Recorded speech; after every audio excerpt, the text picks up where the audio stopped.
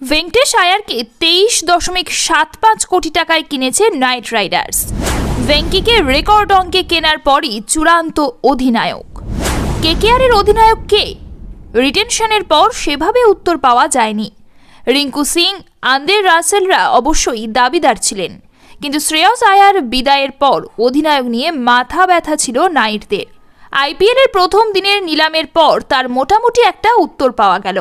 সব ঠিকঠাক চললে ভেঙ্কটেশ আয়ারকে আগামী মরশুমে কেকেআরের নেতা হিসেবে দেখা যেতে পারে। সেই জন্যই কি ভেঙ্কটেশকে ফেরাতে এতটা মরিয়া ছিল শাহরুখ খানের দল? বেঙ্গালুরুর সঙ্গে হাড্ডাহাড্ডি লড়াইয়ের পর শেষ হাসি হাসল কলকাতায়। 2 কোটি বেস প্রাইস থেকে তাঁর দর উঠল 23.75 কোটিতে। রিটেনশন না থাকার পর ভেঙ্কটেশের বক্তব্য ছিল তিনি চান কেকেআর তার জন্য বিড। সেটা যে এই পর্যায়ে চলবে তা কি নিজেও ভেবেছিলেন ভেঙ্কি? এবার হয়তো তার মাথায় নতুন মুকুট ওঠার পালা।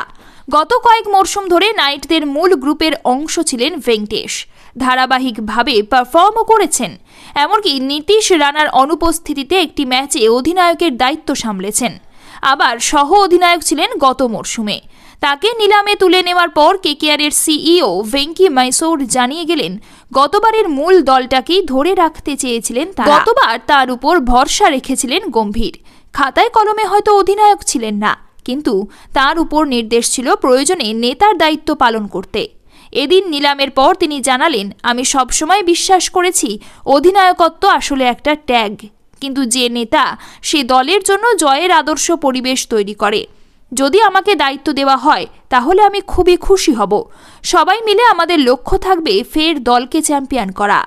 এখনও তাকে অধিনায়ক করার বিষয়ে চূড়ান্ত কিছু হয়নি, কিন্তু ইতিমধ্যেই নেতৃত্বের ছাপ স্পষ্ট ধরা পড়ছে ভেঙ্কটেশের গলায়।